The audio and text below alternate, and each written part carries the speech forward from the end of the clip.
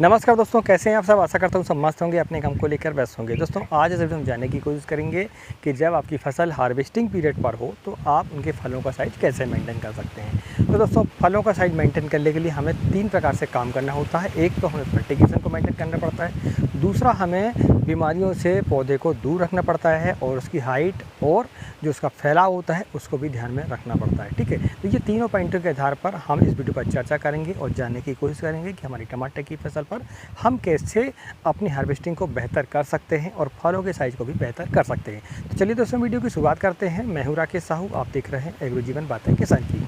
दोस्तों इस चैनल पर यदि आप पहली बार आएँ तो चैनल को सब्सक्राइब करें और बेल आइकन को दबाएं ताकि आने वाली वीडियो की नोटिफिकेशन आपको मिल सके। समय पर इस चैनल पर आपको नई नई जानकारी खेती संबंधी मिलती रहती है, इसलिए आपको इस एग्रो जीवन परिवार के सदस्य आपको बनने के लिए आपको चैनल को सब्सक्राइब करना पड़ेगा। चलिए दोस्तों हम जानते हैं कि हम 3 पॉइंटों के आधार पर कैसे अपनी फलों के साइज़ को मेंटेन कर सकते हैं। तो जो पहला पॉइंट है दोस्तों ये कि हम सबसे पहले हम कारण जानते हैं। तो सबसे पहला कारण होता है दोस्तों ये कि आपकी फसल का जो है हाइट बढ़िया ना होना, उसके हेल्थ बढ़िया ना होना और साथ में उसका जो स्टाम्प है वो मजबूत ना होना, यानी कि फसल पर स्टोरेज का ना होना। ठीक है, उसमें जितनी ज़्यादा पत्तियाँ होंगी, जितना ज़्यादा उसमें फैलाव होगा, उसमें शाखाएँ जितनी होगी उतना ही ज़्यादा आपको हार्वेस्टिंग बढ़िया मिलेगी और अच्छी मिलेगी और उसके फलों का साइज़ भी आपको बढ़िया ही मिलेगा। दूसरा पॉइंट है दोस्तों ये कि रोग ग्रसित होना। जब आपका पौधा रोग ग्रसित रहेगा तो आप देखते हैं कि आपकी फसल जो है बढ़िया नहीं आएगी और हार्वेस्टिंग बढ़िया नहीं आएगी और फलों का साइज़ भी बढ़िया नहीं आएगा। और तीसरा है फर्टिलाइजेशन शेड्यूल। यदि आप जिस आधार पर उस पौधे को चाहिए रहेगा फर्टिलाइजेशन, उस आधार पर यदि आप फर्टिलाइजेशन नहीं करते हैं तो आप देखते हैं कि आपकी फलों का साइज़ भी बढ़िया नहीं आएगा और हार्वेस्टिंग भी आपकी कम आएगी। ठीक है, तो चलिए दोस्तों अब हम जानते हैं इनका निदान। सबसे पहले हम बात करते हैं हमारे पहले पॉइंट की। तो पहला पॉइंट है दोस्तों हमारा फसल में स्टोरेज ना होना। तो फसल में स्टोरेज बढ़ाने के लिए आपको क्या करना पड़ेगा, पहले से ही जब आपका पौधा छोटा रहता है तब से आपको फर्टिलाइजेशन मेंटेन करके चलना पड़ेगा। यानी कि आपको ज़्यादा एक्सेस रूप से नाइट्रोजन नहीं देना है, बल्कि आपको फास्फोरस और पोटास की मात्रा उसको समय समय पर देनी चाहिए ताकि आपका जो पौधा है वो सीधा ना जाए बल्कि फैलते हुए जाए। उसके जो इंटरनोड है वो छोटे होने चाहिए, इंटरनोड ज़्यादा बड़े नहीं होने चाहिए और इंटरनोड की जो संख्या है वो ज़्यादा होनी चाहिए, क्योंकि इंटरनोड जहाँ पर रहता है वहीं पर से ही फ्लावर निकलते हैं हमारे और वहीं पर फल भी लगते हैं। तो जितने ज़्यादा इंटरनोड होंगे उतना ही ज़्यादा उस पर फल लगेंगे और फूल भी आएंगे। तो इस तरीके से आप मेंटेन कर सकते हैं। दूसरा, आप इसके लिए समय समय पर 52-34 की मात्रा स्प्रे करते रहें। नाइट्रोजन को जितनी आवश्यकता हो उतनी ही दें। ठीक है, और पानी की मात्रा को मेंटेन आप करते रहें। 52-34 की जो मात्रा है वो स्प्रे के रूप में आप 500 ग्राम प्रति एकड़ के हिसाब से ले सकते हैं। ठीक है, शुरुआत से बता रहा हूँ आपको। और 52-34 की जो स्प्रे है आप वो किसी भी एनी टाइम किसी भी समय पर ले सकते हैं। इसमें ऐसी कोई दिक्कत नहीं है कि आपको इस समय पर नहीं लेना है। अब हम बात करते हैं तो दूसरा हमारा जो विषय है वो ये है कि रोग ग्रसित होना। ठीक है, तो रोग ग्रसित यदि आपका पौधा है तो आप देखते हैं कि आपकी फसल जो है बढ़िया नहीं आएगी, उसमें फ्रूट भी बढ़िया नहीं आएंगे। जब आपका पौधा बीमार होगा तो बताइए आप कैसे वो हार्वेस्टिंग बढ़िया दे सकता है।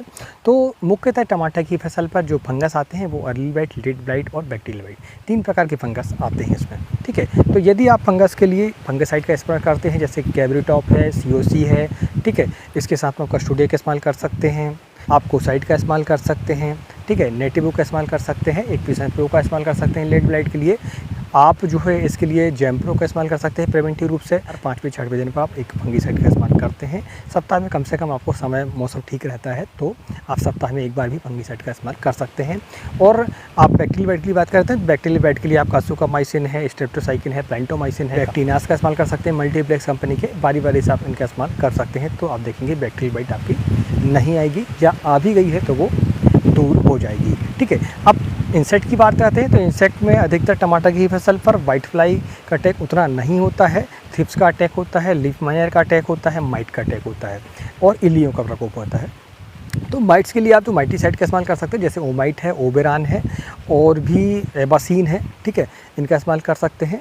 और इसके बाद हम थ्रिप्स की बात करते हैं तो थ्रिप्स में आप जो है लेमडा का इस्तेमाल कर सकते हैं। कॉन्टैक्ट रूप से आप डेलीगेट का इस्तेमाल कर सकते हैं। आप एबासीन में माइटीसाइड भी होता है और वो थ्रिप्स के लिए भी काम करता है। तो यदि इसका इस्तेमाल करते हैं तो थ्रिप्स भी जाती है आपकी और माइट भी से भी आप निपटारा उसमें पा सकते हैं। ठीक है। अब हम इमिडाक्लोपिड और थाइमेथाक्सम को यदि मात्रा बारी-बारी से करते हैं तो आप देखते हैं कि आपकी फसल पर इंसेक्ट बहुत ही कम आते हैं। तो इस तरीके से दोस्तों आप इंसेक्ट को नियंत्रित करके अपनी फसल को सुरक्षित रख सकते हैं। अब हम बात करते हैं हमारे तीसरे पॉइंट की तरफ। तीसरा पॉइंट है दोस्तों कि फर्टिगेशन के रूप में हम कैसे अपनी फसल का साइज मेंटेन कर सकते हैं। तो फसल में मैं आपको बता दूं कि 3 जो मुख्य तत्व होते हैं एनपीके, उसको आपको मेंटेन करना पड़ेगा। नाइट्रोजन की मात्रा आपको कम से कम देनी है, फास्फोरस और पोटास की मात्रा आपको ज़्यादा से ज़्यादा देनी है, और कैल्शियम बोरान की जो मात्रा है वो कम से कम आपको 15 दिन में एक बार लेनी पड़ेगी 200 ग्राम प्रति एकड़ के हिसाब से। और यदि आप चैलेटेड नहीं लेते हैं तो आपको आधा केजी प्रति एकड़ के हिसाब से आपको लेनी पड़ेगी, ठीक है। नॉन चैलेटेड के लिए आपको बता रहा हूँ मैं। वहीं आप ड्रिप के माध्यम से भी उसको बोरान दे सकते हैं 1 केजी 15 दिनों पर, और कैल्शियम नाइट्रेट आप दे सकते हैं 5 केजी 15 दिनों पर, ठीक है। तो इस तरीके से आप कैल्शियम और बोरान की मात्रा को मेंटेन कर लेते हैं। वहीं हम नाइट्रोजन, फास्फोरस और पोटास की बात करते हैं तो 52-34 की जो मात्रा है कम से कम आपको 2 केजी प्रति एकड़ के हिसाब से, वहीं 1261 की जो मात्रा है वो 1 केजी प्रति एकड़ के हिसाब से, और 1 केजी प्रति एकड़ के हिसाब से जब आपकी हार्वेस्टिंग चालू हो जाती है तो पोटास आपको इसमें ऐड करना पड़ेगा, ठीक है। तो इस तरीके से सप्ताह में यदि आप फर्टिगेशन करते हैं तो आप देखते हैं कि आपकी जो फसल है वो बढ़िया रहेगी। इसके साथ में आपको मैग्नीशियम सल्फेट की जो मात्रा है वो लगभग 10 से 15 केजी हर 15 दिन पर आपको देनी पड़ेगी, ठीक है, ताकि आपकी जो फसल पर ग्रीननेस आए बढ़िया, नाइट्रोजन भी मैनेज होती है मैग्नीशियम सल्फेट से, और सल्फर भी उसमें मिलता है, तो आपके जो फलों का साइज़ है वो भी बढ़िया आता है और चमक भी उसमें बढ़िया आती है, ठीक है। आपको समय समय पर 52-34 की मात्रा का स्प्रे करना पड़ेगा आधा केजी प्रति एकड़ के हिसाब से। तो इस तरीके से दोस्तों आप यदि मेंटेन करते हैं तो आप देखते हैं कि आपकी फसल पर जो है फलों का साइज बढ़िया आता है। वहीं आप 13-40-13 का इस्तेमाल कर सकते हैं। आपको तीनों ग्रेड इसमें मिल जाती हैं, आपको तीनों एनपीके मिल जाता है आपको। जब आपकी फसल फ्लावरिंग स्टेज पर हो तो आप जो है 13-40-13 का इस्तेमाल कर सकते हैं। आप जब देखते हैं कि आपकी फसल को ग्रोथ भी चाहिए, नए फुटाव भी चाहिए, और साथ में आपको पकाव भी चाहिए फलों का, तो आप जो है 13-0-45 का भी इस्तेमाल करके नाइट्रोजन और पोटास की मात्रा को मैनेज कर सकते हैं। आपको बारी बारी से फर्टिगेशन आपको देना पड़ेगा। जैसे नाइट्रोजन का काम होता है पौधों में बढ़वार लाना, हरियाली लाना। फास्फोरस का काम होता है फलों को मेंटेन करना और फूलों को बढ़िया तरीके से लाना। पोटास का काम होता है कि पौधे को स्ट्रॉन्ग करना और फलों के साइज को नियंत्रित करना और फलों में चमक लाना। इस तरीके से आप देख लें कि आपकी फसल पर किस चीज़ की आवश्यकता है, उस हिसाब से आप फर्टिगेशन करें तो आप देखेंगे कि आपकी जो फसल है वो बेहतर उत्पादन भी देगी और उसके फलों का साइज भी बढ़िया आएगा। दोस्तों ये वीडियो आपको कैसा लगा प्लीज़ कमेंट करके बताएं, और यदि ये वीडियो अच्छा लगा हो तो वीडियो को लाइक करें, और चैनल यदि पहली बार आए तो चैनल को सब्सक्राइब करें। दोस्तों यदि आपको सीओसी के बारे में ज़्यादा जानकारी चाहिए तो इस वीडियो को क्लिक कर सकते हैं, और यदि आपको अर्ली बेट और लेट बेट की जानकारी चाहिए तो आप इस वीडियो को क्लिक कर सकते हैं और ज़्यादा से ज़्यादा जानकारी आप ले सकते हैं। मिलते हैं अगले वीडियो में, तब तक नमस्कार, जय हिंद, जय किसान, जय जवान।